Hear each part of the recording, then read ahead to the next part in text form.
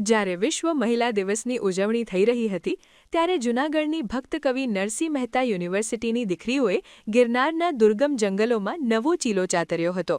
લેબોરેટરીની આરામદાયક દુનિયા છોડી આ યુવતીઓ ઘનઘોર જંગલોમાં રીંછ જેવા વન્યજીવો અને દુર્લભ વનસ્પતિઓ પર ગહન સંશોધન કરી રહી હતી. ભાગ્યશ્રી અને સખી જેવી સંશોધકો વન્યજીવોના સ્વાસ્થ્ય અને સંરક્ષણ માટે ગટ માઇક્રોબાયોટા જેવા જટિલ વિષયો પર કામ કરી રહી હતી. વન વિભાગ અને યુનિવર્સિટી તંત્ર પણ દીકરીઓના આ આંતરરાષ્ટ્રીય સ્તરના કાર્યને ગૌરવપૂર્ણ ગણાવી રહ્યું હતું. કઠિન પહાડી રસ્તાઓ અને વન્યજીવોની વચ્ચે આ મહિલાઓનું સાહસ આજે સ્ત્રી શક્તિનું અનોખું ઉદાહરણ પૂરું પાડ્યું હતું. પ્રકૃતિના રહસ્યો ઉકેલવાની તેમની આ મથામણ આવનારા સમયમાં વન્યજીવ સંરક્ષણ માટે પાયાનો પથ્થર સાબિત થશે. નમસ્કાર સૌને, મારું નામ સખી છે. હું WCB રિસર્ચ ફાઉન્ડેશન કે જે wildlife and conservation biology research foundation તરીકે ઓળખાય છે, ત્યાં હું એઝ અ વાઇલ્ડલાઇફ માઇક્રોબાયોલોજીસ્ટ કામ કરું છું. મારું કામ મુખ્યત્વે લુપ્ત થતી પ્રજાતિ જેવી કે રીંછ કે જેના આંતરડામાં કેવા સૂક્ષ્મ જીવાણુઓ રહ્યા છે તેની ઉપર હું કામ કરું છું. મુખ્યત્વે મારું કામ રીંછના તાજા અગાર કલેક્ટ કરવાનું અને તેમાં રહેલા જીવાણુઓનું સંશોધન અને તેનું આઈડેન્ટિફિકેશન કરવાનું હોય છે, જેના ઉપરથી આપણને ખબર પડે છે કે રીંછે શું ખાધું છે અને તેના પ્રમાણે તેના પેટમાં કેવા જીવાણુઓ છે અને તેની અસર તેના આરોગ્ય ઉપર કેવી થઈ રહી છે તે આપણને ખબર પડે છે. હવે સવાલ એ જ આવે છે કે હું રીંછ ઉપર કામ કેમ કરું છું. તો રીંછ એ દુનિયામાં 80% પ્રજાતિ તેની ભારતમાં છે. તો એ આપણું એક ધ્યેય બને છે કે એનું આપણે કન્ઝર્વેશન કરવું જોઈએ. ઘણા લોકો રીંછને ઘણા બધા ટોપિક ઉપર કામ કરી રહ્યા છે, જેવા કે તેના ડેનિંગ ઉપર કામ કરી રહ્યા છે, કોન્ફ્લિક્ટ ઉપર કામ કરી રહ્યા છે, કોએક્ઝિસ્ટન્સ ઉપર કામ કરી રહ્યા છે. રીંછના ગટ માઇક્રોબાયોટા ઉપર હજી સુધી કોઈએ કામ કર્યું નથી. વિશ્વમાં હું પ્રથમ વ્યક્તિ છું કે જેણે વન્ય પ્રાણી વન્ય રીંછની ઉપર તેના હ્યુમન પેથોજનોનું આઈડેન્ટિફિકેશન કર્યું છે, જેનું એક પ્રકાશન પણ મેં આપેલું છે. તો ત્યારબાદ આ એક સવાલ મારા મનમાં આવ્યો કે ખાલી આપણે હ્યુમન પેથોજન જ કેમ, તેની હોલ ગટ માઇક્રોબિયલ ડાયવર્સિટી ઉપર આપણે કામ કરવું જોઈએ. તો આ કામ કરતાં મને 2 વર્ષ થયા છે અને હજી કામ ચાલુ જ છે. આ કામનું રેકોગ્નિશન એક અમેરિકા સ્થિત ઓર્ગેનાઇઝેશન, જે 52 વર્ષ જૂનું ઓર્ગેનાઇઝેશન છે, International Association for Bear Research and Management, ત્યાં મને એ સ્ટુડન્ટ રિપ્રેઝેન્ટેટિવ તરીકે મારી નિમણૂક થઈ છે, જેમાં હું સાઉથ એશિયાને રિપ્રેઝેન્ટેટિવ કરું છું.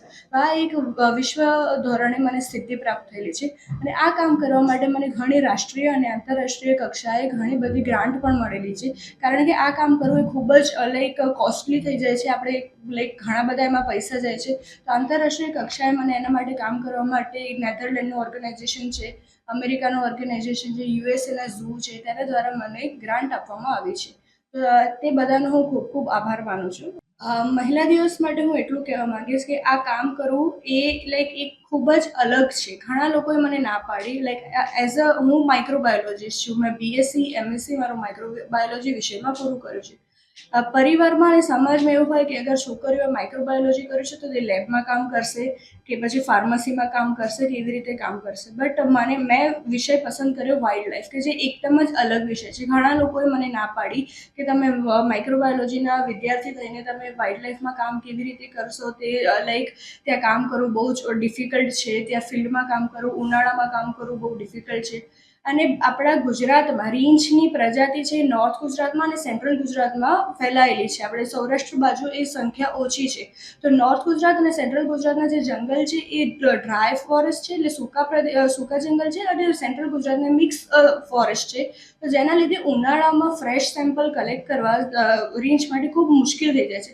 બટ એઝ અ ગર્લ મને એ વસ્તુ મેં મારા કામમાં આડે આવવા દીધી નથી. તો એ મને હું કન્ટિન્યુઅસલી કામ કરતી રહી. એના માટે મારી ટીમ અને વન વિભાગનો જે ગ્રાઉન્ડ સ્ટાફ છે એમણે મને ખૂબ મદદ કર્યો છે. એટલે મહિલાઓને હું એટલું કહેવા માંગીશ કે તમે જે પરિસ્થિતિ છે એનાથી તમે ડરી નહીં જશો. તમને મદદ કરવાવાળા લોકો આવી જશે, લોકો બોલશે, પણ તમે તમારું કામ શરૂ રાખો. કંઈક અલગ કરશો તો અલગ તમને સિદ્ધિ પ્રાપ્ત થશે. સૌપ્રથમ તો બધાને વિશ્વ મહિલા દિવસની ખૂબ ખૂબ શુભકામનાઓ. મારું નામ ભાગ્યશ્રી ડાંગર છે. હું centre of excellence four wild life and conservation studies ભક્ત કવિ નરસિંહ મહેતા યુનિવર્સિટીમાં જુનિયર રિસર્ચ આસિસ્ટન્ટ તરીકે ફરજ બજાવું છું. મેં જે મારું સંશોધન કાર્ય છે એ છેલ્લા 4 વર્ષમાં છે એ પૂર્ણ કરેલું છે. મારું સંશોધન છે એ દુર્લભ પ્રજાતિ એવી નાના એવા વૃક્ષની જે જાતિ છે દ્વિઅંગી વનસ્પતિ એમની ઉપર રહેલું છે. એ કાર્ય આપણા જ વિસ્તારમાં જોવા મળતા ગિરનાર વાઇલ્ડ લાઈફ સેન્ચ્યુરીમાં મેં કરેલું છે. એ દરમિયાન શરૂઆતમાં જ્યારે આપણે કામ ચાલુ કરીએ ત્યારે આપણને એનો એટલો બધો અનુભવ નથી હોતો, કઈ રીતના કરવું એ ખબર પણ નથી હોતી.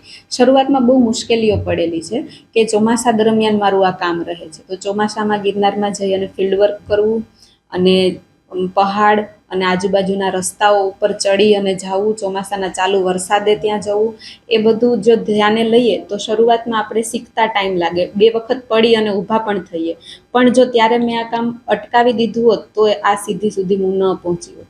પણ મેં એ કામ મારું શરૂ રાખ્યું અને શીખતા શીખતા આગળ વધી આપણું જે ગિરનાર વન્ય પ્રાણી અભયારણ્ય છે એમાં મેં મારું આ કામ આખી સેન્ચુરીમાં જે પૂર્ણ કરેલું છે.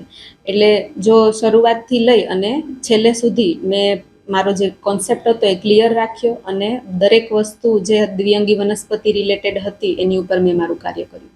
આજે મહિલા દિવસ છે તો હું વાત કરું તો શરૂઆતમાં આપણે જો કોઈ અઘરું કામ પસંદ કરીએ ત્યારે આપણને થાય કે એઝ એ ફિમેલ આપણે એ કામ કરી શકશું કે નહીં.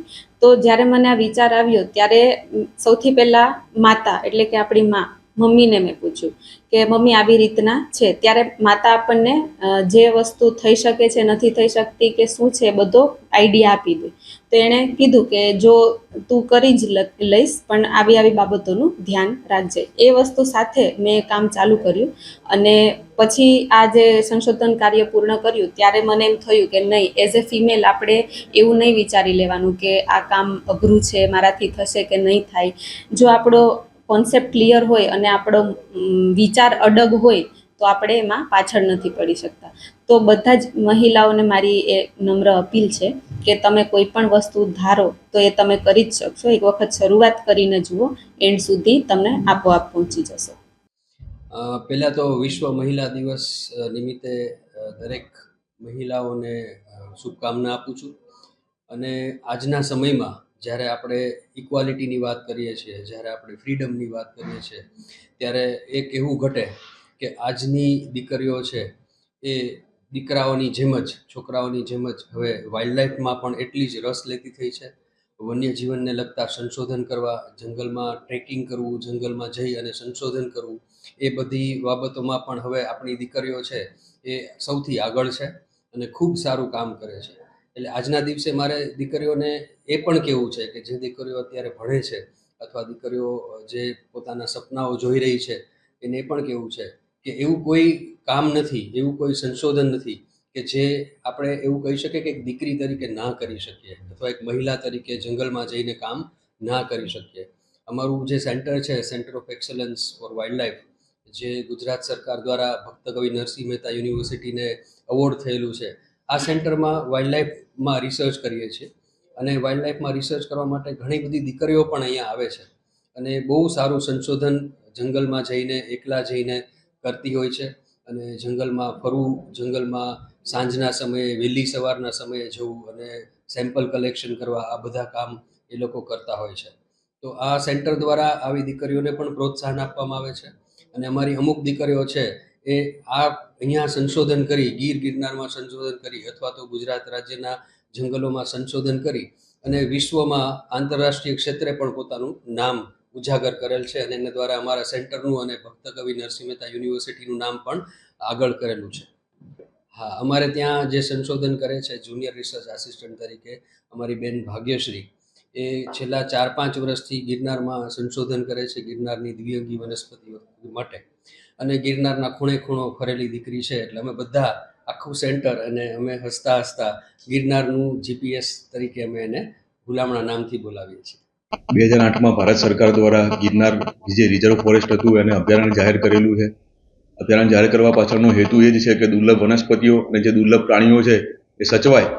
ઘણા એવા રિસર્ચરો છે કે જે ગુજરાત સરકારમાંથી પરમિશન માંગતા હોય છે રિસર્ચ માટે. આવા રિસર્ચરોને પણ ગુજરાત સરકાર દ્વારા પ્રાધાન્ય આપી અને એમને રિસર્ચ માટેની પરમિશન આપવામાં આવે છે અને એ લોકો રિસર્ચ કરતા હોય છે. ઘણા રિસર્ચ પેપરો પ્રસિદ્ધ થઈ ચૂક્યા છે. રિસર્ચ પેપરો ફોરેસ્ટ વિભાગને પણ લાભદાયી થતા હોય છે કે એને કેવી રીતે સંવર્ધન કરવું, સંરક્ષણ કરવું. મહિલાઓ એક સમાજ માટે એક અગત્યની કડી છે. મહિલા રિસર્ચરો પણ હોય છે. મહિલા રિસર્ચરો પણ ગિરનારના અતિ દુર્ગમ પ્રદેશોમાં જઈ અને રિસર્ચ કરતા હોય છે એમનું પણ અગત્ય રહેલું છે.